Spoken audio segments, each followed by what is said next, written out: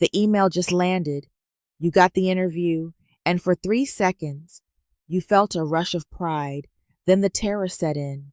You are staring at the job description, and the voice in your head screams, I don't know the new software, I don't know the jargon, but the loudest fear of all is the question, the one that feels like a trap. Tell me about the gap on your resume. You are worried that the decade you spent managing your mother's illness, raising 2 children to adulthood, or recovering from a painful divorce, that all of that life experience will be viewed as a liability. You feel like a professional dinosaur walking into a room full of swift, shiny millennials, and you are waiting for them to find the flaw, the reason to dismiss you. Welcome to the midlife reset mania continual. I understand that fear deeply. The shame of the resume gap is a profound source of anxiety because our culture has defined professional value as uninterrupted productivity.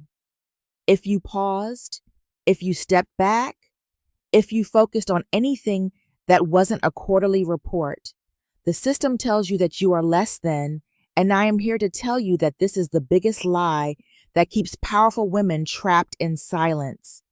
Your career break is not a black hole. It is a period of intense, high-stakes management. It is the crucible where your most valuable, non-technical skills were forged, the skills they cannot teach in business school.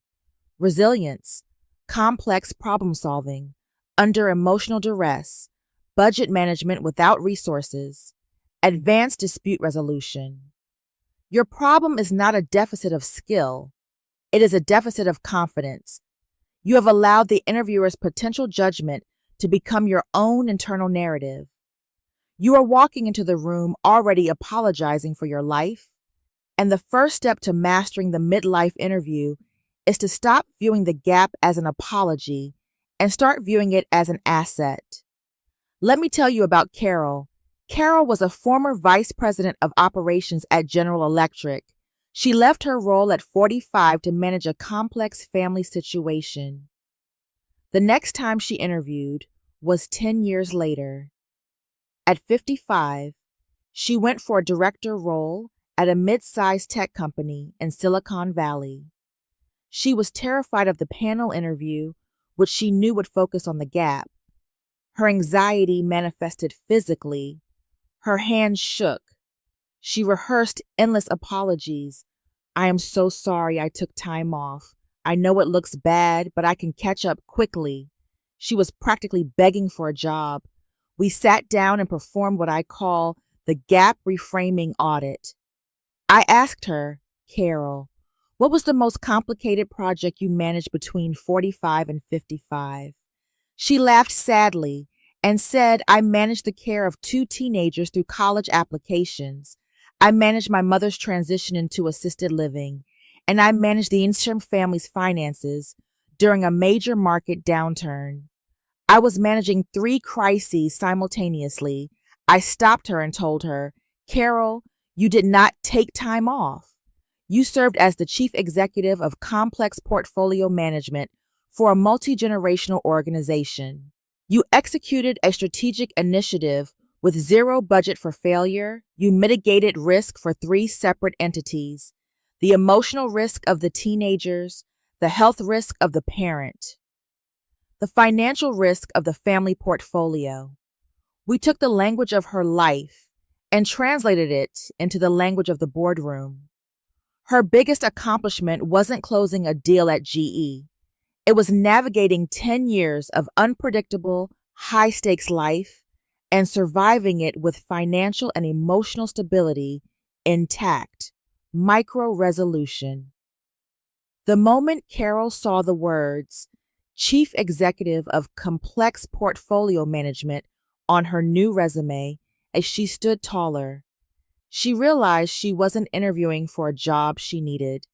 She was consulting with a company that desperately needed her proven, real-world competence. She walked into the next interview, not with an apology, but with authority. Carol's story shows us the core problem. The midlife interview is not about technical skills. It is about emotional posture. The interviewer is looking for two things. Can you do the job? And more importantly, do you believe you can do the job? Your challenge is that your current confidence is based on the currency of your past, the old title, the old salary. But we need to install a new operating system, one based on the currency of your present, your resilience, your wisdom, your emotional intelligence, to master the interview after a long break. We need three radical shifts. First is the mindset shift from apology to asset. You stop explaining the gap as a break and you start presenting it as a sabbatical for strategic development. Second is the language shift. You must master the specific vocabulary to answer the tough questions.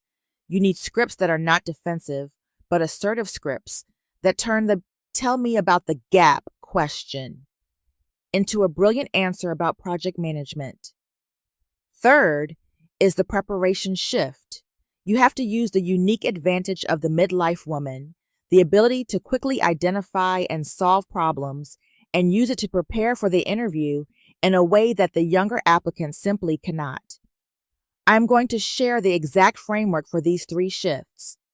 I'm going to give you the precise language to answer the three toughest interview questions.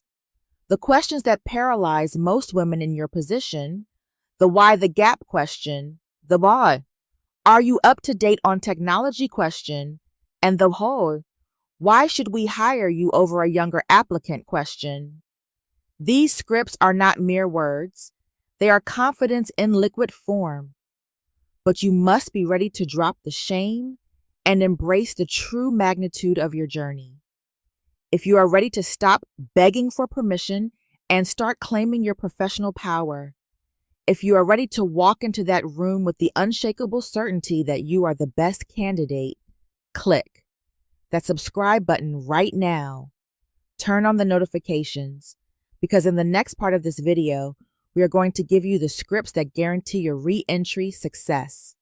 Your second act starts now. The shift from apology to asset is not a feeling. It is a language. It is a conscious decision to use words that position you, not as a victim of circumstance, but as a master of strategy. We are going to give you the precise language, the scripts you need to rehearse until they are muscle memory, scripts that transform the interview from an interrogation into a consultation. The first and most terrifying question is the gap question. Tell me about the 10-year gap on your resume. Most women stutter here. They apologize. They use phrases like, I took some time off, or I just managed my mother's illness. Your new answer is assertive. It is a pivot from explaining the past to selling your future value. Here is your new script. Thank you for asking. I am proud of the decade I spent outside of a formal corporate environment. During that time, I executed a strategic initiative which required intense, complex portfolio management. This included full financial oversight for a multi-generational household, coordinating advanced logistical schedules across 3 different institutions, and providing high-stakes, crisis-level dispute resolution. I call it my chief executive of complex portfolio management sabbatical. I successfully navigated a decade of unpredictable change, and the resilience and high-level decision-making I gained is the exact stability this role at Tech Innovators, Inc. requires. Notice what you did there. You used high-level corporate language. You did not apologize. You named your experience, and you tied it directly to the needs of the company. You didn't take time off. You took a strategic sabbatical, and you are now a more valuable asset because of it. The second common question is the technology question. We are concerned that you might not be current on modern technology. This is often a veiled question about age. They are asking, are you obsolete? Your response must be calm and confident. It must prove that your core skill is adaptability, not simply memorizing the latest software name. Here is your script. That is a fair question, and I view technology as a tool for efficiency, not a barrier to entry. My greatest strength is not knowing a specific piece of software today. It is my proven track record of adapting quickly to entire new systems. In my last formal role at General Electric, I successfully led the transition from the legacy filing system to the cloud-based system in under 6 weeks. My focus is always on the fundamental business logic, and once I understand the why, the how of the new software is a short learning curve. I have already spent the last month immersing myself in your industry's leading platform, name the current software they use, and I am confident that my learning curve is faster than a junior employee's. You took the question about your weakness and you turned it into a story about your strength. You showed competence, you showed proactivity, and you showed that your maturity gives you an edge in learning system logic, not just button placement. The third question is the value. Question: why should we hire you over a younger applicant with recent experience? This is your moment to drop the mic. This is where you sell your wisdom at a premium. Your answer must leverage the 3 things the younger generation lacks: resilience, emotional intelligence, and long-term perspective. You should hire me because I am a low-risk, high-return investment. A junior applicant offers potential. I offer a proven history of stability and success. I have already navigated 2 recessions.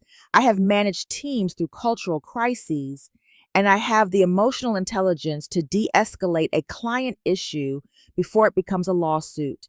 I am not looking for a stepping stone. I am looking to execute your 5-year strategic vision, and my resilience ensures that when the inevitable crisis hits, I will be the calm voice in the room. I bring the wisdom that money cannot buy, and that stability is invaluable. You are selling the full package. You are selling the ability to lead, not just the ability to follow directions. You are selling wisdom, not just energy. Now that you have the language, we need to address the inner game. The scripts are useless if your body language is apologizing. You must replace the feeling of shame with the certainty of competence. I want you to use the inner CEO visualization. Before the interview, do not focus on the questions. Focus on your posture. Sit up straight. Place your feet firmly on the ground and visualize yourself as the CEO of your own life. The CEO is not begging for permission. The CEO is evaluating the opportunity. When you shake the interviewer's hand, do not rush. Look them in the eye and project one thing: quiet, certainty. Your voice should be measured. Your movement should be calm. This signals that you are not desperate. You are selective. This final phase requires the preparation shift. You are going to use your midlife advantage, the ability to quickly identify and solve problems to ace the interview. The first step is the reverse interview. Stop preparing for the questions they will ask you and start preparing for the problems they need solved. Go to the company's website, read their last 2 press releases, read the job description again, and write down the 3 biggest pain points they have right now. Is it customer churn? Is it outdated logistics? Is it a toxic team culture? Then you prepare a 2-minute solution for each pain point. When they ask you, what do you bring to the table? You don't talk about your past. You talk about their future. You say, based on your recent press release about issue X, I believe my expertise in your skill could immediately impact your goal to solve X. And here is a high-level overview of my proposed 3-point plan. You are not a candidate. You are a consultant. You are walking into the interview with a deliverable. You are showing them, I don't need training. I need a desk. The second step is the mentor mindset. You are not interviewing with a panel of superiors. You are interviewing with potential colleagues who are overwhelmed and who need your help. Look at the youngest interviewer. Do not see them as a judge. See them as a brilliant but inexperienced professional who desperately need your quiet wisdom to guide their team. This mindset shift changes your energy from subservient to collaborative. You are not trying to impress them. You are trying to assess if they are worthy of your mentorship, and that energy, that subtle power shift, is what truly sets you apart from every other applicant.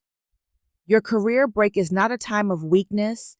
It is a period where you develop the deep emotional intelligence, the unflappable demeanor, the real-world management skills that the corporate world is now realizing it cannot function without.